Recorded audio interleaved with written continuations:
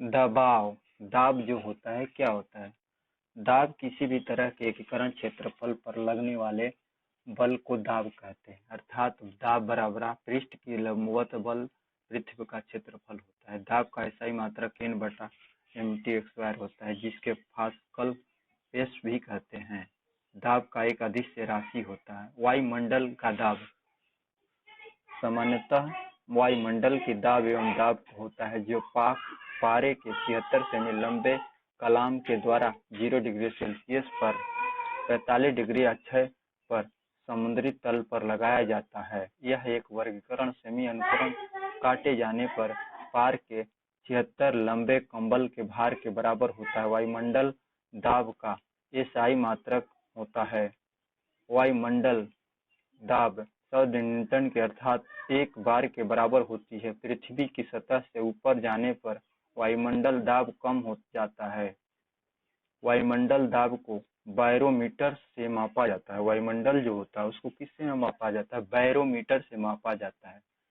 इसकी सहायता से मौसम संबंधी जो मौसम होती है पूर्वानुमान भी लगाया जाता है। बैरोमीटर से हम मापते हैं, इससे पता चल जाता है मौसम का हालात क्या है, जैसे बारिश होना है, कब होना है, क्या है, सारी पता चलता है बैरोमीटर से। बैरोमीटर का पाठ्यक्रम जब एकाएक नीचे गिरता है तो आंधी आने की संभावना होती है। जब बैरोमीटर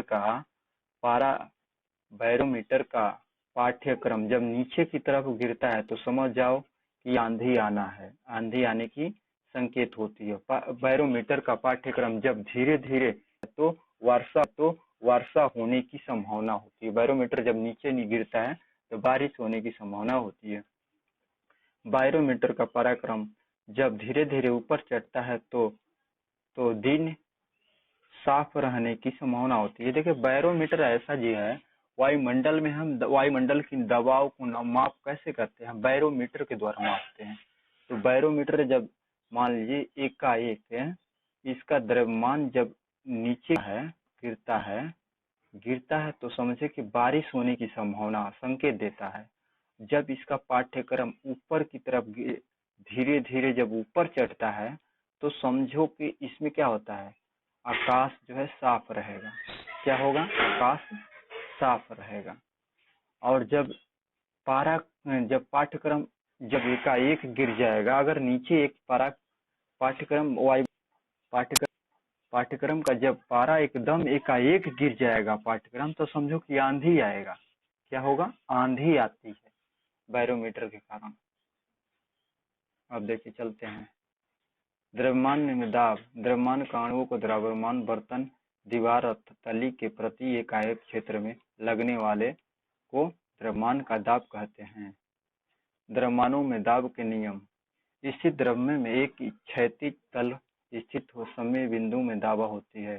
स्थिर द्रव्यमान का भीतर किसी भी बिंदु पर दाब प्रत्येक दिशा में बराबर होती है। द्रव्यमान के भीतर किसी भी बिंदु पर दाब स्वतंत्र तल से बिंदुओं को गहराई अनुक्रमण होती है। किसी भी बिंदु पर द्रव्य द्रव्यमान के घनत्व निर्भर करता है। घनत्व का अधिकतम होने पर दाब की अधिकतम होती है। अब देखिए द्रव्यमान और दाब क्या है संबंधी फास्टल का नियम होता है। फास्टल ने क्या कहा है? फास्टल ने नियम का प्रथम कथन क्या कहा? गुरुत्वाकर्षण के प्रकार की नियम माना जाए तो संतुलन की अवस्था में द्रव्यमान के भीतर प्रत्येक बिंदु पर दबाव समान होती है। फास्टल के नियम के अनुसार द्वितीय कथन क्या है? किसी भी वर्तमान में बंद द्रव्य के किसी भी वस्तु पर परियोजना बल द्रव्य किसी दिशा में समान परिणाम संचालित किया जाता है। फास्टल के नियम के अनुसार आधारित कुछ hydraulic lift, hydraulic press, hydraulic brake आदि है। द्रव्यमान का दाब उस पर आकार की आकृति पर निर्भर नहीं करता है जिसे पर द्रव्यमान रखा जाता है। गलनांक तथा कंठनांक पर दबाव का प्रभाव। गलनांक जो होता है पर प्रभाव गर्म करने पर जिन पदार्थों का अवतरण बढ़ जाता है द्रव्यमान का गलनांक कहते हैं। जैसे मान लीजिए मोमबत्ती है, घी है, गर्म करने पर जिनका द्रव्यमान बढ़ जाता है, अपघटन घट जाती है, दाब बढ़ने पर उसका गलनांक भी कम हो जाती है। जैसे बर्फ। कथनांक पर प्रभाव की सभी द्रव्यमानों के कथन का दाब बढ़ने पर बढ़ जाती है।